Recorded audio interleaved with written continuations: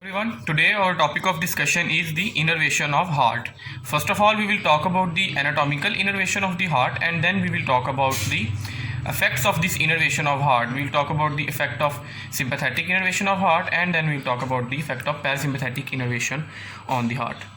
Okay, let's start with the anatomy of the innervation of heart. The anatomy of the innervation of heart start with the cardiac plexus. The cardiac plexus of nerves innervates the heart muscle and the conducting system of the heart. This cardiac plexus is quite artificially divided into a superficial part and a deep part. Now this classification is just artificial. Let's first talk about the where is the exact location of the cardiac plexus. This is asked in Viva and also in MCQs. This cardiac plexus is situated anterior to the bifurcation of trachea. Alright, now let's talk about the formation of the cardiac plexus, the most important thing, that how this cardiac plexus is formed. This cardiac plexus is formed by three types of fibers. First of all, obviously there are the sympathetic fibers, then the parasympathetic fibers, then the visceral afferent fibers.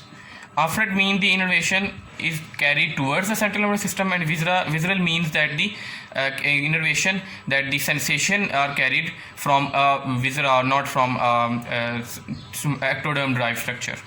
Okay, visceral afferent fibers will convey the impulses of pain and reflexive stimuli. Some reflexes associated with the heart will be conveyed by the visceral afferent fibers toward the central nervous system.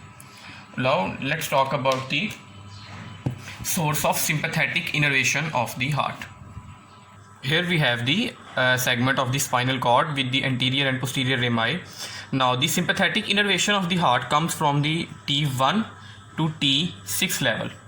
Now let's suppose that this segment of the spinal cord represents all the T1 to T6 segments.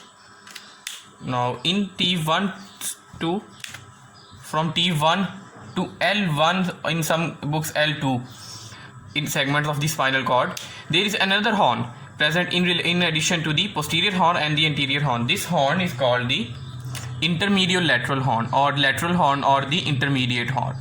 This horn is present in only T1 to L1 segment of the spinal cord. Now this horn will give rise to the sympathetic innervation. Now let's get oriented first. Here we have the spinal cord. These are the posterior horns, the anterior horns. There is the posterior rami, the anterior rami, posterior root and the anterior root. Here is the dorsal root ganglion, and here we have the spinal nerve divided into a posterior ramus and an anterior ramus. Here is the sympathetic chain. These nerves we will talk about later. Okay, now first of all there are neurons, neuron cell bodies present in the intermediolateral horn of the spinal cord at T1 to T6 level. These fibers of these neurons enter the anterior root, and along with the fibers of the anterior horn of the spinal cord, these fibers enter the anterior root or the ventral root, and from here they enter the spinal nerve. From the spinal nerve there are the two small fibers of nerve. There are two small strands of nerve that connect the spinal nerve to the sympathetic chain. These are called the white rami communicantes and the gray rami communicantes. Basically these white rami communicantes will give passage to the neurons of the sympathetic chain. The fibers of the sympathetic neurons. Okay, now these fibers will enter the sympathetic chain through the white rami communicantes, and they will not synapse here. These are the preganglionic fibers. These are the have not synapsed anywhere along their course. Okay, now they will travel upward, and at the superior most ganglion there is another neuron cell body present where they will synapse, and the postsynaptic fibers or the postganglionic fibers from the superior cervical ganglion. This is the superior most ganglion of the sympathetic chain. From the superior cervical ganglion, the postsynaptic fibers emerge, and these postsynaptic fibers are called the cardiopulmonary thoracic nerves. These give rise to the cardiac plexus, superficial cardiac plexus and deep cardiac plexus, and this will be the source of innervation to the heart muscle and the conducting system of the heart. Now let's talk about the source of parasympathetic innervation to the heart. Just like most of the viscera of the abdomen and pelvis and thorax, not pelvis, most of the viscera of the abdomen and thorax, the parasympathetic source of innervation of these viscera come from the 10th cranial nerve, that is the vagus nerve. Now these vagus nerve fibers are the presynaptic fibers. They have not synapsed anywhere along their course. They have their nuclei, or you can say they have their cell bodies in the brainstem, and from these cell bodies emerge the fibers which form the parasympathetic portion of the vagus nerve. These presynaptic fibers, they must synapse before innervating any kind of muscle or any kind of artery. In case of the sympathetic innervation, the fibers synapse outside the organ